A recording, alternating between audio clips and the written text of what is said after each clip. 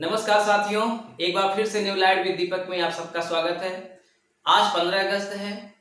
सबसे पहले आप सबको स्वतंत्रता दिवस की शुभकामनाएं। भारत में 3 राष्ट्रीय त्योहार हैं।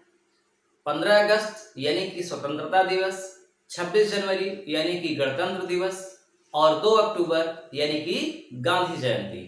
तो ये 3 राष्ट्रीय त्योहार हैं, बाकी धार्मिक त्योहार हैं। तो ये विशेष इनका महत्व है। तो आज हम लोग सीखेंगे कि समलंब चतुर्भुज का बंटवारा कैसे होता है। पिछले वीडियो में हम लोगों ने सीखा था बंटवारा, लेकिन वो एक तरफ बिल्कुल सीधी भुजा थी और एक तरफ तिरछी भुजा थी, तो वो बहुत साधारण है उसको बांटना। आज हम लोग सीखेंगे कि दोनों तरफ अगर भुजाएं तिरछी हैं तो उसका बंटवारा कैसे करें। तो सबसे पहले हम इसे 2 भागों में बांटेंगे, उसके बाद 3-4 भागों में बांटना सीखेंगे। अब देखिए, ये जो आपके सामने समलंब चतुर्भुज है, इसकी एक विशेषता है। विशेषता ये है कि यहां से अगर मैं एक काल्पनिक रेखा खींच दूं, जहां से ये तिरछी होनी शुरू हुई है भुजा, अगर वहां से मैं एक काल्पनिक रेखा खींच दूं यहां और ये काल्पनिक रेखा खींच दूं यहां, तो यहां से जहां मिलेगी ये रेखा, यहां से इधर जितना है उतना ही यहां से यहां है। ये इसकी विशेषता है। ऐसा होना चाहिए, ऐसा होगा तभी आप वो नियम लगाएंगे जो मैं इसमें बताने जा रहा हूं। ऐसा नहीं कि यहां से यहां तक अगर 10 मीटर है तो यहां से यहां तक 15 मीटर हो गया, ऐसा नहीं। दोनों तरफ बराबर रहना चाहिए, तभी ये नियम लागू होगा जो मैं बता रहा हूं। और अभी इसके बाद अगले वीडियो में आपको बताऊंगा कि अगर एक तरफ ज्यादा है एक तरफ कम है तब कैसे बटेगा। वो थोड़ा सा और कठिन हो जाएगा, लेकिन उसे मैं अलग वीडियो में बताऊंगा। अभी आप ऐसे समझिए कि जिसकी दोनों यानी यहां से यहां तक जितना है उतना ही यहां से यहां तक है। चलिए, अब इसे हम सबसे पहले 2 भागों में बांटेंगे। तो जब भी इस समलंब चतुर्भुज को 2 भागों में बांटना हो तो आपको इसका क्षेत्रफल निकालने की बिल्कुल भी आवश्यकता नहीं है, बहुत सरल है। ध्यान रखिएगा, सिर्फ 2 ही भागों में।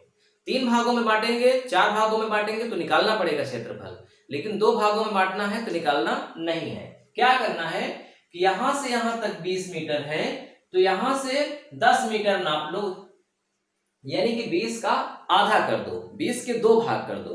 तो यहां से यहां तक कितना आएगा 10, यहां से यहां तक कितना आएगा 10। और यही हाल ऊपर भी, यहां से यहां तक 10 है तो 10 का आधा कितना होता है 5, यानी यहां से 5 जहां भी आ जाए 5 5। अब इन दोनों को मिला दो तो ये भाग पूरा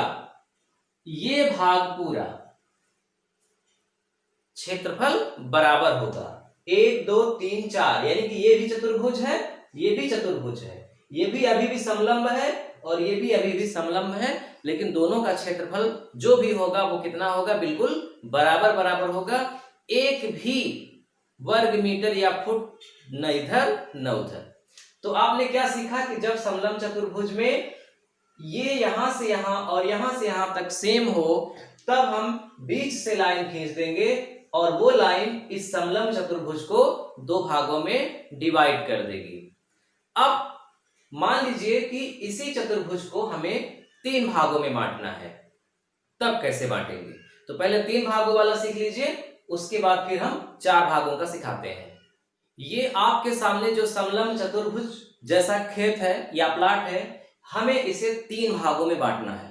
ठीक, ये भी पहले जैसा ही है, यानी यहां से जितना भी यहां है उतना ही इसके सीध से इतना इधर है। अब 3 भागों में बांटना है तो सबसे पहले हमें इसका क्षेत्रफल निकालना होगा, यानी ये जो समलंब चतुर्भुज है इसका पूरा क्षेत्रफल। तो चलिए पूरा क्षेत्रफल निकालते हैं। पूरा क्षेत्रफल, कल के वीडियो में हमने आपको सिखाया था समलंब चतुर्भुज का क्षेत्रफल कैसे निकलता है। तो क्या करना है कि आमने सामने की भुजाओं को जोड़ना है, यानी कि 24 धन 12 और फिर गुणा करना है इन दोनों भुजाओं के बीच की दूरी का, यानी कि 8, और उसके बाद 2 का भाग दे देना है। यह समलंब चतुर्भुज का क्षेत्रफल निकालने का सूत्र है। आमने सामने की भुजाओं का योग गुणित बीच की दूरी बटे 2। अब 24 और 12 हो गया 36, 36 गुणित 8 बटे 2। 2 से 8 कट गया, 4 बार कटा, 4 बार में 2 चौक 8, यानी 8 का 2 में भाग कर दिया यहीं पर, तो कितना आ गया 4। अब 36 का 4 में गुणा कर दो, 4 छंग 24, 4 तिहाई 12, 2 14, 144 वर्ग मीटर। आप चाहें तो ऐसा भी कर सकते हैं, पहले 36 में 8 का गुणा करिए, 288 आएगा, उसके बाद 288 में 2 का भाग कर दीजिए, 144 आ जाएगा। ठीक है, तो 144 जो आया ये क्या आया, पूरे प्लाट का क्षेत्रफल। हमें इस क्षेत्रफल को 3 भागों में करना है, क्योंकि मुझे 3 लोगों में इसे बांटना है। तो 144 का 3 भाग कितना होगा, 144 में 3 का भाग कर दो, पता चल जाएगा कितना होगा। 3 चौक 12, 3 अठे 24, कट गया, यानी कि 48 वर्ग मीटर जमीनें प्रत्येक व्यक्ति को मिलेंगी। 48 48 48 बराबर 144। अब आपको यहां तक तो समझ में आया है। अब इसके बाद आपको विशेष ध्यान देना है, ये जो लाइन खींची गई है बिल्कुल सीधी, इस काल्पनिक लाइन है, इसकी लंबाई कितनी है 8 मीटर। इसी तरह यहां भी कोने से बिल्कुल नीचे सीधी एक काल्पनिक लाइन खींच दीजिए, तो इसकी भी लंबाई कितनी होगी 8, है ना। अब समझिए, यहां से यहां तक 12 है, तो यहां से यहां तक भी 12 होगा, क्योंकि जितना दूर ये है उतना ही दूर ये है। तो यहां से यहां तक की लंबाई है 12, ये 12, ये 12, ये 8, ये 8। अब आपको समझना है कि यहां से यहां तक की लंबाई कितनी है और यहां से यहां तक की, तो पूरी लंबाई है 24 और 24 में 12 निकल गया, तो बचा कितना 12, यानी इन दोनों की लंबाई 12 मीटर है और ये दोनों आपस में बराबर हैं, तो इसका मतलब कि ये दोनों 6 मीटर है। 6 मीटर 6 मीटर, 6 6 12 और 12 कितना हो गया 24। समझ में आ गया ना, ये 6 कहां से आया, पूरी लंबाई है 24 मीटर, 24 में यहां से यहां तक की 12 घटा दिया तो बचा 12, और उस 12 में ये दोनों शामिल हैं और ये दोनों बराबर हैं, इसका मतलब कि आधा आधा है, यानी कि 12 का आधा 6 है। अब ये त्रिभुज है, ये भी त्रिभुज है, जितना क्षेत्रफल इसका आएगा उतना ही क्षेत्रफल इसका आएगा। तो हमें क्या करना है कि पहले एक त्रिभुज का क्षेत्रफल निकालना है। त्रिभुज का क्षेत्रफल, त्रिभुज का क्षेत्रफल निकालने का हीरोन्स का फार्मूला लगता है अगर तीनों भुजा हैं तो, या फिर अगर समकोण त्रिभुज होता है तो आधार गुणित ऊंचाई बटे 2। तो ये समकोण त्रिभुज है, देखो 90 डिग्री का कोण बना है, तो जब समकोण में केवल आधार और लंब की जरूरत पड़ती है, यानी कि 6 आधार है, लंब 8 है और 2 का भाग कर दो। त्रिभुज का क्षेत्रफल, समकोण त्रिभुज का क्षेत्रफल आधार गुणित ऊंचाई बटे 2, तो 6 अठे 48, 48 में 2 का भाग किया आया 24। इसका मतलब कि ये त्रिभुज का क्षेत्रफल 24 वर्ग मीटर है, और इस कोने से यहां तक जिसको भी मिलेगा मतलब प्लाट, उसका पूरा क्षेत्रफल कितना आना चाहिए 48, और यहां 24 हो चुका है, तो इसका मतलब अब इसके आगे हम कितनी दूरी पर एक लाइन खींच दें ताकि उसका क्षेत्रफल इसके बाद 24 ही आए, ताकि 24 ये और 24 ये 48 हो जाए, क्योंकि 48 हमको पूरा करना है। तो हमें 48 में 24 को घटा देना है, 48 में 24 को घटाएंगे तो कितना आएगा 24, यानी इसके बाद 24 वर्ग मीटर होना चाहिए। तो हम क्या करेंगे, 24 में ही भाग कर देंगे ये जो भुजा है 8 का, तो कितना आएगा 8 त्रिक 24, 3 मीटर, यानी यहां से आगे 3 मीटर हमको खींचना है, और वही हाल यहां भी करना है, 3 मीटर खींचना है और जहां भी हो जाए दोनों को मिला देना है। ये देखिए, अब ये जो पहला भाग आया यहां से पूरा ये, इसका क्षेत्रफल कितना होगा 48 वर्ग मीटर।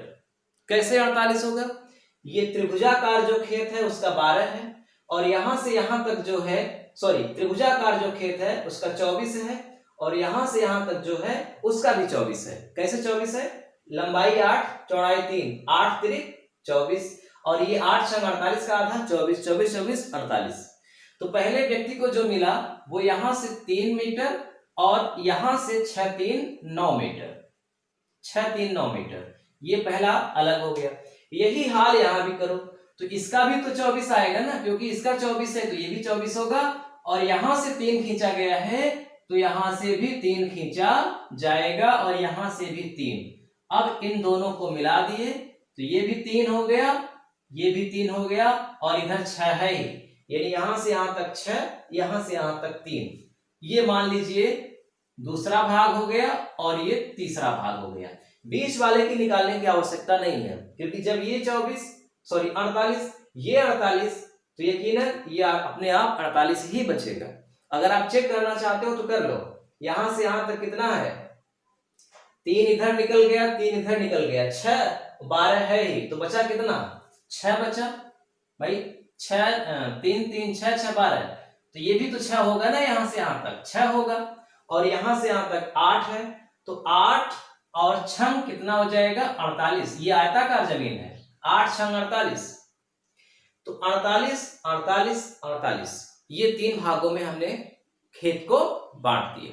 अब इसी तरह अगर मान लीजिए समलंब चतुर्भुज के आकार का खेत है और हमें उसे 4 भागों में बांटना है, तब क्या करेंगे, यही पूरी प्रक्रिया है, थोड़ा सा डिफरेंस होगा। यहां से यहां अलग करने के बाद बीच में जो बचेगा उसका आधा करना होगा। तो चलिए उसको भी देख लेते हैं, हमारा पूरा कॉन्सेप्ट क्लियर हो जाएगा। ये जो हमारे सामने एक समलंब चतुर्भुज का खेत है, इसे हमें 4 भागों में बांटना है। तो हम सबसे पहले क्या करेंगे, इसका पूरा क्षेत्रफल निकालेंगे। तो क्षेत्रफल निकालिए, तो दोनों भुजाओं का योग यानी कि 30 धन 20 गुणित दोनों भुजाओं के बीच की दूरी कितनी है, 12, और 2 का भाग, तो कितना हो गया, 30 20 50 गुणित 12 बटे 2, 12 पंचे 60, यानी कि 600 बटे 2, 600 का आधा 300, यानी कि क्षेत्रफल 300 वर्ग मीटर। 30 20 50, 50 का आधा 25, और अगर 25 में 12 का गुणा करोगे तो 300 आ जाएगा। पूरे खेत का क्षेत्रफल 300 वर्ग मीटर है। हमें 4 भागों में बांटना है, तो इस क्षेत्रफल को भी 4 भागों में करना है। 300 में 4 का भाग 2, क्योंकि 4 भागों में बांटना है। 4 सते 28, 2 आया, 4 पंचे 20, यानी कि प्रत्येक भाग 75 75 75 और 75, प्रत्येक भाग 75 वर्ग मीटर का होना चाहिए। फिर से वही प्रक्रिया, ये जो त्रिभुजाकार है इसका क्षेत्रफल निकालो, और इधर जो त्रिभुजाकार है उसका भी क्षेत्रफल निकालो। तो यहां से यहां तक कितना होगा, 20, क्योंकि ये 20 है तो ये 20। अब 30 में 20 गया, बचा 10, इसका मतलब कि ये 5 होगा और ये भी 5 होगा।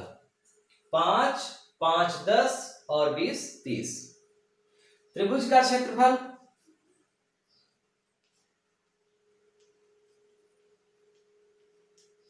आधार गुणित ऊंचाई 5 गुणित 12 बटे 2, 12 पंचे 60 बटे 2, यानी कि 30 वर्ग मीटर। ये जो त्रिभुजाकार प्लॉट है इसका क्षेत्रफल 30 वर्ग मीटर। इधर जिसको मिलेगा उसको कितना मिलेगा, 75 वर्ग मीटर। तो 75 में घटा दो 30 को, तो कितना बचेगा, 45 वर्ग मीटर। यानी ये जो लाइन है इसके बाद 45 वर्ग मीटर का क्षेत्र होना चाहिए। तो कैसे होगा, 45 में भाग कर दो ये जो भुजा है 12 इसका, तो कितनी बार जाएगा, 12 तिहाई 36 7 5, 3.75 3.75, यानी यहां से अब आगे अगर हम 3.75 मीटर की भुजा खींच दे दोनों तरफ, तो इसका क्षेत्रफल आ जाएगा 45 वर्ग मीटर, क्योंकि 12 में 3.75 का गुणा करने पर 45 आता है, और इधर कितना है 30, तो 45 और 30 75 वर्ग मीटर हो गया। और ये मान लीजिए पहला भाग है। यही प्रक्रिया उधर भी 3 75 है तो 375 पे लाइन खींच दो, नीचे और ऊपर दोनों तरफ। 375, 3.75, यानी यहां से कितना होगा, यहां से होगा 5 3 8.75, यहां भी 5 3 8.75, यहां से 375 है। तो ये पहला हो गया, और ये मान लो दूसरा भाग। 2 भाग हो गए बराबर बराबर। अब ये जो बीच का भाग बचा, इसके 2 भाग कर दो तो 4 भाग ऑटोमेटिक हो जाएगा।